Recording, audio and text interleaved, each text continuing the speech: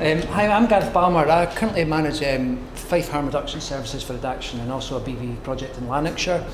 So I'm just here today to talk a little bit about what's happened in Fife. In Fife, addiction, we run we have one fixed site needle exchange in Fife in Leave and Mouth, and we also have a mobile unit. It's a fancy term for a transit van, isn't it? But we do probably now, I would say 80% of our work in the mobile unit now. We actually have trouble getting people to come to our fixed site anymore.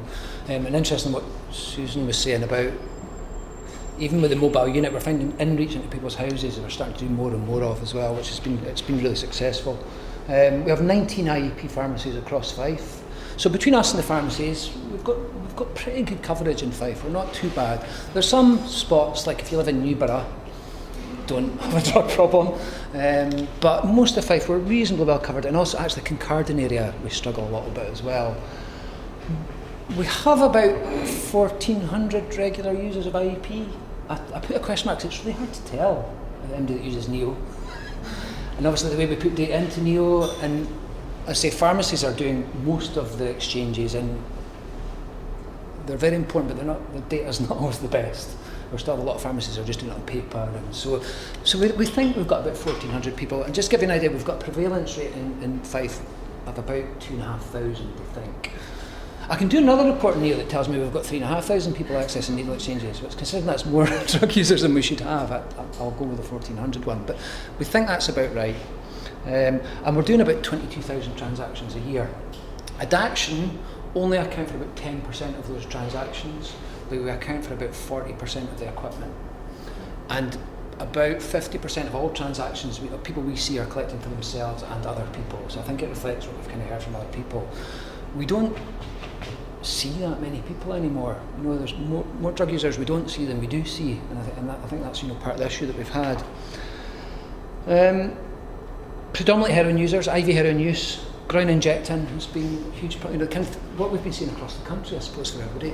Lots of ground injecting, lots of infections. We've had we had a big eye gas infection outbreak in Fife last year. SAB infections in the hospital were so bad, Fife was failing its heat target to reduce hospital infections purely based on injecting drug users in hospital with these infections. BBV, again, focused very much on dry blood spot testing. Obviously we're eradicating Hep C now, which is great. Overdose, like the rest of this country, unfortunately, that's something that's a big part of it. And obviously we've had a big push on naloxone, and then the last few years, obviously we've had to tell them, but Xanax has had a big impact, I think, everywhere. But it really took us by surprise, kind of 2016, 17, 18. But we've always had regular IV cocaine users. I think that's one thing. Although the crack thing, which is it's called the crack, is something quite new for us in Fife. We've always had a reasonable number of IV cocaine users, whether they're snowballing it together with heroin or using it on their own, a bit of both. They've always been there, but mentions have been increasing. So this is mentions of IV cocaine use amongst needle exchange clients in Fife over the past 4 years. As you can see, this has always been going up as well. And we've responded to that. Luckily, touch wood, we've not seen the massive increases in injecting that maybe they've seen in Glasgow. We've not really seen that as much in Fife. We are seeing less people than we've ever seen before, but we handed out more equipment than we've ever handed out. So it could be that's to do with increases in injecting. I say it's difficult to know because not many people using IEP pharmacies are being reviewed, so it's hard to actually know what is their drug use now.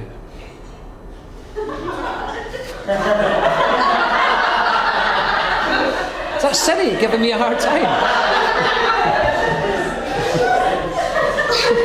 The world's out to get you and Siri's haven't got you.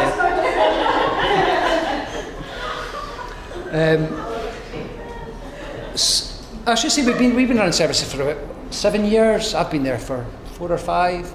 2017-18 we started to notice changes though in people that were presenting, what people were talking about, different patterns of use. People really started talking about crack cocaine, changing presentations. And some other people have talked about this. We're used to dealing with people that are taking powerful sedatives in the main. I say we've had IV cocaine use, but that's maybe 5% of the, 95% of people that are getting seen in Fife, they're IV heroin users alongside Xanax, gabapentin, methadone, etc., etc. Generally, often heavily sedated. That's what we're dealing with. 2017-18, we started seeing people changing in presentation, a lot more awake, a lot more paranoid, and start to talk about crack cocaine use. And again, that is evidenced by what we saw in NEOs, and when we're asking what people are using, this is what we saw. I can see it was slowly, we never really noticed anything 15, 16, I admit. It was growing up, but I don't think it would reach the point that we were really noticing it. It wasn't until 2017 there seemed to be this sudden explosion of it. And that's when the media took notice, funnily enough, because what came along with this was crime. I mean, we have huge increases in the crime in Fife because cocaine's expensive. And actually, well, our treatment coverage isn't very good. It's okay. But we do have lots of people in substance use therapy for opiates. So, and that is, I mean, I think we've often forgotten that a big part of what methadone maintenance treatment was about was reducing crime. I know that's not as popular these days, but that was a big part of what it was about, and it worked. Crime, housebreaking, all these things did go down. We have started to see increases in Fife again, and the police and the sheriffs have been particularly worried about it. I think this is because this is when cocaine hit a particular group in Fife. It hit our chaotic injecting drug using population. Obviously, this is Scotland. I think for a long time we were the highest per capita consumer of cocaine in Europe, weren't we? I think Spain, have they overtaken us at this point? Chops and changes. We've always liked cocaine in Scotland. But as I say, it's never really taken hold in a big way in our injecting drug using population. So it's been around, but never really taken hold until 2017-18. So we started to ask people what was going on, because it did feel like we'd kind of dropped the ball a little bit, or kind of been sleepwalking along, thinking, oh yeah, opiate users, and yeah, Hep C, and that's what we do, naloxone. So we just started to ask people what's going on, how are you smoking it, what problems, what can we do?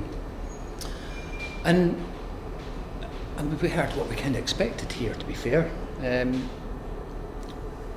How are people smoking? Brillo pads came across really commonly. What was that? One guy, what's that stuff with the pink bits in it? So I thought it was quite funny. Brillo pads, we mentioned wire wool, and so that's 10 people what people were using in their pipes. What kind of pipes? Wood and hash pipes seem to be particularly popular amongst a lot of people. Or we do have some people using glass pipes of all sorts of various descriptions. And actually water pipes, homemade water pipes, etc., etc. There didn't seem to be much patterns. There was just so much different stuff going on, depending on what part in Fife as well. Earlier on we were talking about washing back cocaine, whether using ammonia or using bicarb. Some parts of Fife were doing it one way, other parts of Fife doing it the other way, possibly based on if there was older drug users around that had done it in the past, just what they knew, or if there was people that come up from down south with the knowledge, or just what happened to be the first thing that came up on Google, how to wash back cocaine. What was wrong with people, what harms, burns, and crack pipes are hot. And we noticed people started picking, the kind of, what's the proper name for that? It's got a really fancy name, isn't it? What's that? I can't remember its name, I should know that, but anyway, God. I just looked at it yesterday. Picking. Burns around the mouth, scabs and things like that. We started to notice more of that. That's one thing I've put weight loss, actually. It's one thing I never really mentioned up here, but somebody mentioned not eating as well. That was something that we saw. Paranoia, just to say, people's presentation just felt really, really different for us when we were going out and seeing people. And I must admit, my staff did feel a lot less safe than they'd ever felt before. Well, I don't know if that's real or perceived. They've never been assaulted, touch wood, it's not happened, but I think there has been a perception of that amongst the staff when they're out and about. And we have had increased violence in Fife. We've had a few murders. There's always been, obviously, part of the reason that heroin users have a high mortality rate is they live in a violent world. But this is anecdotal. I'm not aware of what the police figures are, but certainly from our point of view, it would seem more violent. One slide I never put up is interesting. The police released their seizure figures for crack cocaine as well, and they've just went through the roof in Scotland over the past couple of years as well. So it isn't, I think I deleted that slide because I had hundreds of them, so I'm getting rid of a few. But it's in the kilos now that they're seizing crack cocaine in Scotland. So So we knew there was this problem going on. We were seeing all our regular clients that were coming in, and you know, some of them using crack. And actually, it was interesting to hear a lot of other people talking about people moving away from heroin use to purely crack use. That is something we'd heard as well. So it's interesting to hear that that's happening quite a lot. Part of that's about venous access, I think, as well. I mean, maybe I should add, the average age of one of my service users is about 37. I'm not working with a young injecting client. You know, most of the folk we're working with have been injecting for a decade or so. Often, for the last 10 years into their groin, we have a massive amount of groin injecting. They've just got no venous access left. We've had a 200% increase in amputations in Tayside over the past couple of years. You know, it's starting to impact on people. But we really felt we weren't sure what we were offering cocaine users. Yeah, if they were injecting with the equipment and everything, but what else could we offer them? So we started updated info. We thought, well, at least if we can get our info. So we created some new leaflets. I say we created, I stole these from Ontario, because thank you Canada for all the fantastic harm reduction stuff that you produce. And there is some really great resources available on the internet. The Ontario Harm Reduction Services provide these leaflets with spaces for you to put your own logos on, so you know there is information out there. And just creating our own little things as well about, you know, kind of harm reduction things. But obviously a lot of the stuff on these is talking about equipment, it's talking about the use of, in Canada they use what's called straight shooters, these little straight pipes that you've seen pictures of. Nobody really knows what they are in this country, nobody's ever seen a straight shooter here, and all the information's about straight shooters. So we were putting information out, but it's difficult because obviously people are using all sorts of different things, so it's hard to get a kind of targeted message when there's so much variety in the way people are using things. But it was good just to, at least we felt like we were doing something. There was some information. And obviously we had the traditional leaflets that are really expensive, like the little, you know, the little black snowballing one, and you know, we've handed out a lot of those as well. And again, overdose was the other one that we'd forgot. We've been so focused on opiate overdose, and I think we kind of forgot about stimulant overdose a little bit. So again, these are from Canada. They do mention ice a bit, so it might be Australia, this one actually, because it talks about ice, that must be Australia. Again, they're really cheap to get these printed. I mean, I got 10,000 of these printed, and just every single needle exchange that we do, we can put some of these leaflets in the bag. My idea being, people don't listen to us necessarily in the needle exchange. You know, often it's very in out. Especially if they've got a bag of heroin and a couple or something, you know, they want to go and use it. So I do like to give away information. So, you know, if 10 of these end up kicking around houses, somebody's going to read some of them at some point. So we did that. But is it enough? People are still using Brillo pads.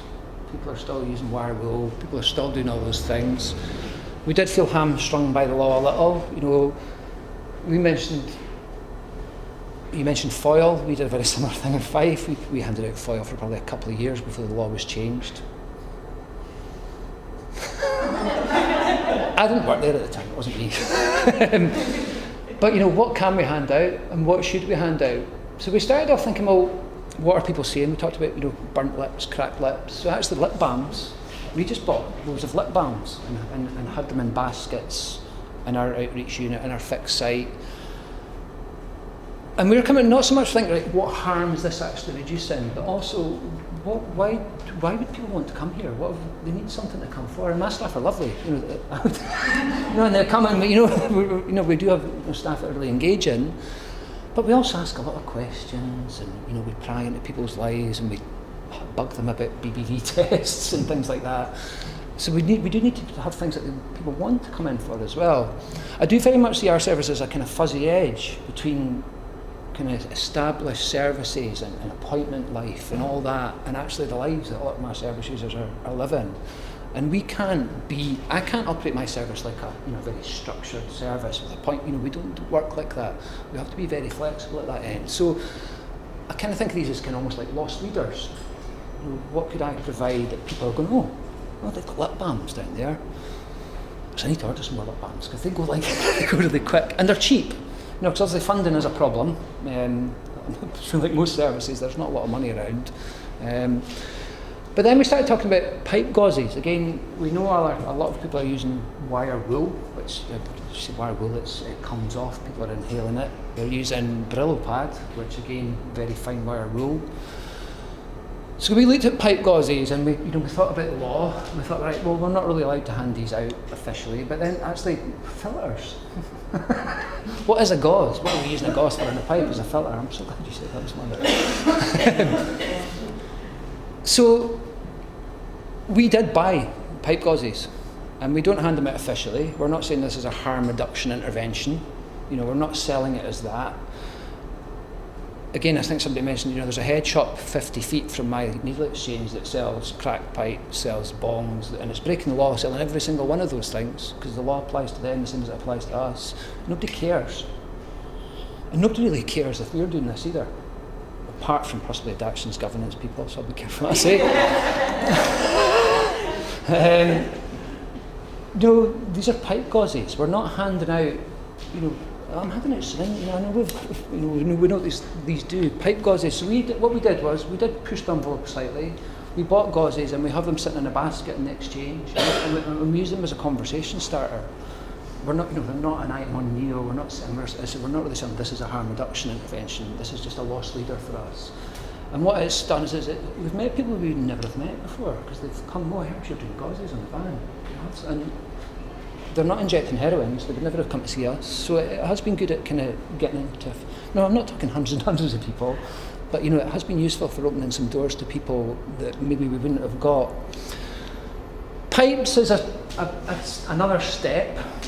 And interestingly, I did try to buy some pipes from Exchange Supplies, and they refused to sell me them because I work for Adaction, and there's a bit of a funny story about that. I'd written on a post-it note to my administrator, could you order me 5 crack pipes for staff training, and can you order me 500 of something? I can't remember what it was. And it got transcribed. So she emailed Exchange, and said, can we order 500 crack pipes, please? Within about 45 minutes, Fife Substance Misuse Pharmacist was on the phone saying, I've had them on the phone saying you're trying to buy 500 crack pipes, which I should add is £2,500 worth of crack pipes. I was like, oh, no. What we tried to do is just buy some for staff to look at, because again, we talked about, my staff were out looping this, they'd never seen one of these crack pipes, so it was really just they still refused to sell me them, even for staff training. They just wouldn't sell me these pipes. Even though I could go on as a private individual and put my own credit card details and buy them off the website, I could not do that as a service, which again just shows that it's a bit of a farce, really. It's silly. I believe they've changed it slightly now, so they will sell you to them for staff training purposes. And they've got loads of them because they bought loads of them a few years ago and can't get rid of them. So we talked about pipes. So I said they wouldn't sell us any, so I went and bought them off eBay because you can buy them from £5 a pop from Exchange, or you can buy Pyrex glass pipes, probably from the same factory that theirs are coming from China, for about 30p. Again, not to hand out, for staff training purposes.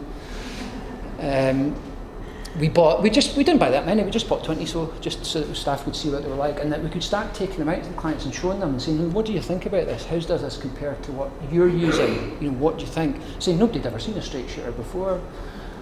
Then obviously we left some of those pipes with people to say, look, tell us what you think about them. Is this something that you think would be a good idea for people? And it is. Certainly with there is we do have to think of the cost of them, and actually our government going to want to spend money on, where the evidence is not too strong for BBV, at least with needles and things, we know, it's very direct.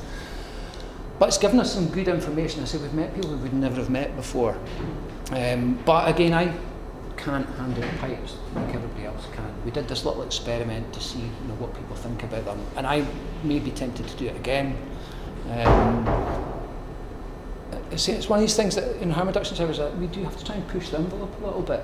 Do we want to just sit here and look at all this harm that's, and then in a few years' time, we talked about COPD, or we used to call it crack lung, didn't we? I think was are we just going to watch and wait for all these things to happen, or are we actually going to try and get people into our service now and do something about it?